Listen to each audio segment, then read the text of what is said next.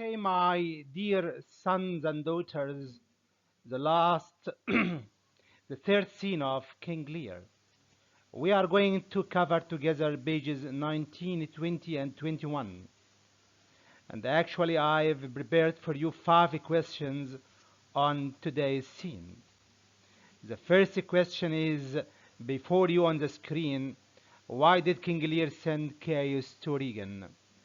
And we know that Regan was the second daughter, and he took half of her father's wealth, she and her husband. Question number 1. Why did King Lear send Caius to Regan? Again, why did King Lear send Caius to Regan?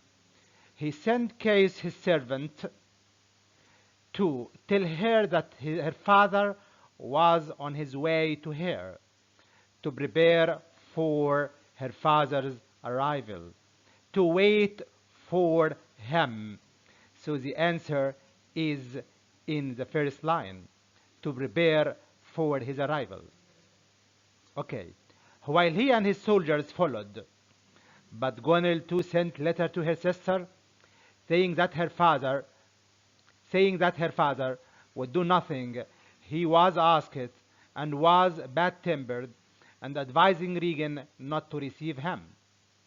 So Regan too sent a messenger. He was her servant. Sent his sister a message with a messenger. In that message, she asked her sister not to receive her father. With such a large number of followers, this messenger arrived at the same time as Caius, and it was the servant whom Caius had formerly knocked down for his rude behavior to Lear. Caius suspected what he had come for, and spoke angrily to him. He asked him to fight, but the servant refused. So Caius asked the messenger of Gunril to have a fight together, but the latter refused. Caius then gave him a good beating. Caius gave him a good beating. So Caius gave Gonril's messenger a good beating because he was the same person who spoke rudely to the king at Gonril's palace. But when Regan and her husband heard of this, they ordered Caius to be publicly beaten and tied up in the square for everyone to see, even though he was a messenger from the king and should have been treated with respect. So the first thing the king saw when he entered the castle was his servant sitting in that shameful situation. Shameful situation. Let's carry on.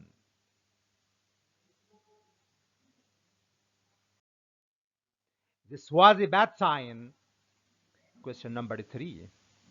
What was the solution given by Regan to her father? What was the solution given by Regan to her father? This was a bad sign of how he might expect to be received. But a worse one followed. When he asked for his daughter and her husband, he was told that they were very tired after traveling all night. So Regan and her husband at first refused to meet her father, pretending that she was tired, that she has just come from a long journey. But when at last they came to greet him, the hated Gonril was with them. So when King Lear met Regan, he found Gonril with her, and they were hand in hand. She had come to tell her own story and set her sister against the king, her father. The old man was very upset.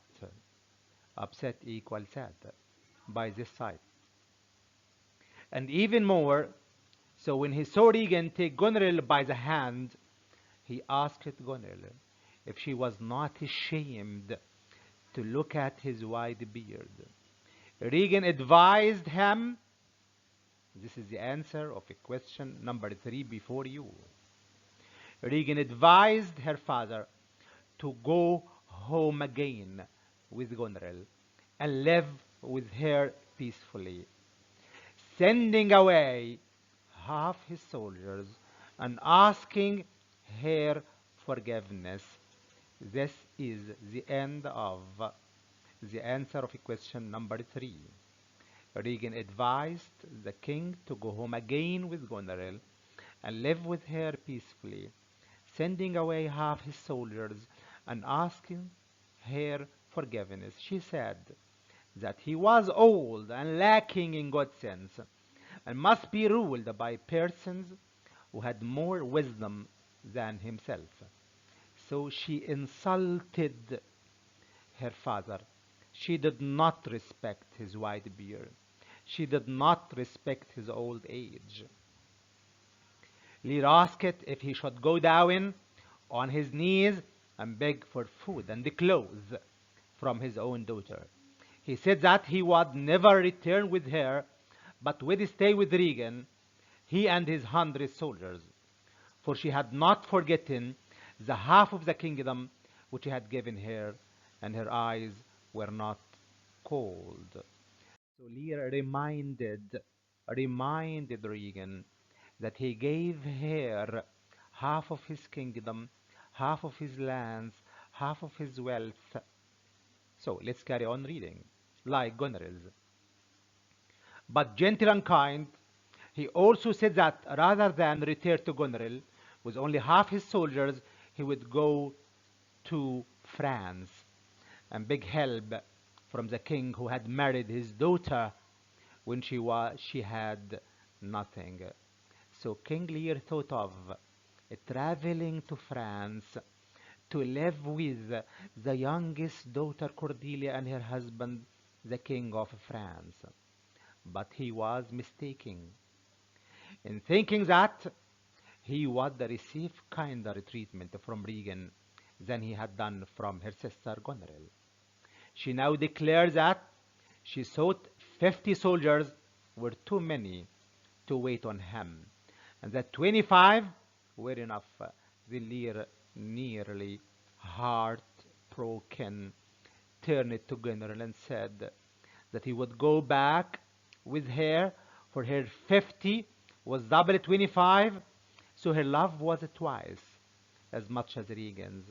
But Goneril excused herself and asked why he needed so many as 25, or even 10, or even 5, when her own servants or her sister could look after him.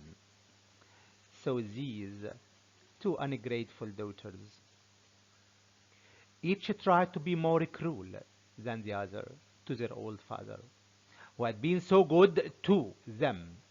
Their aim was gradually to rob him of all his soldiers and all the respect that was left, to show that he had once been a king. It was hard to change. It was hard. It was difficult to change from a king to a beggar. It was his daughter's ungratefulness, unfaithfulness, which hurt this poor king so much. His mind began to become unbalanced. It means he began to lose his mind. And though he did not know what he was saying, he promised that this unnatural creature should be punished. Should be punished. Okay. Action of foolish men bring their own just punishment. Actions of foolish men bring their own just punishment. It means Lear received the punishment he deserved. He deserved it because of the unwise actions he made while he was threatening that what his weak arm could never perform. Night fell, and a dreadful storm, frightening storm of thunder, lightning, and rain began.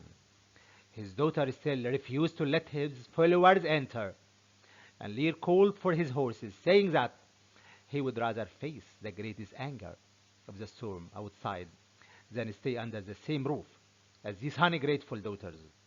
So Lear preferred to face the storm than to stay with his daughters, reminding him that the action of foolish men bring their own punishment. They let him go and shut doors on him, and shut their doors on him.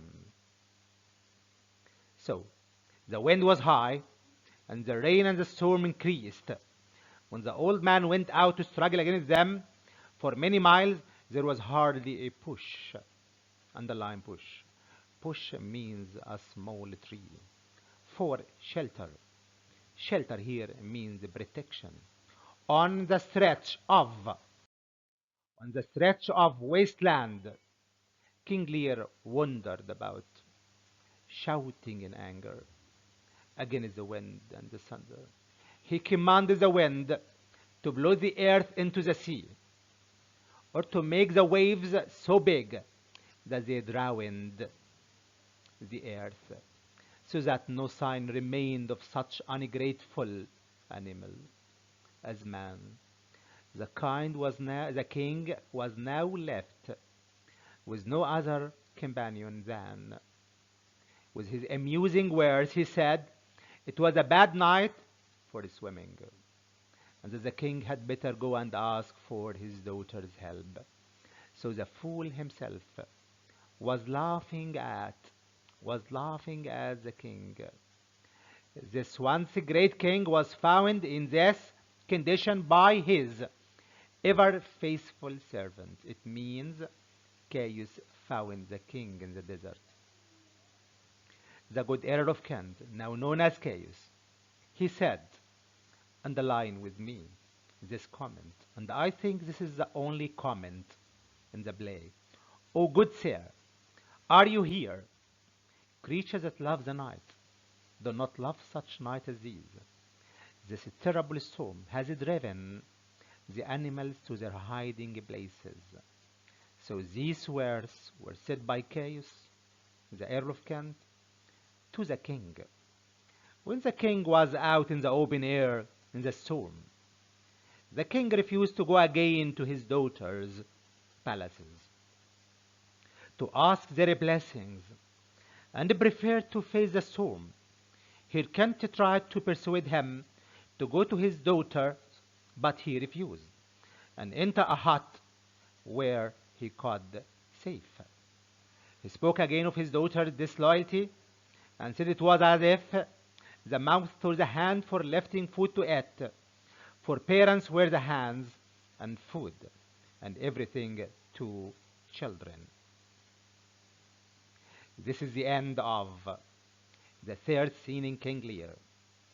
I covered with you 3 pages from page 19 to page 21, and I wrote for you 5 questions, and I asked you to underline the answers of the 5 questions.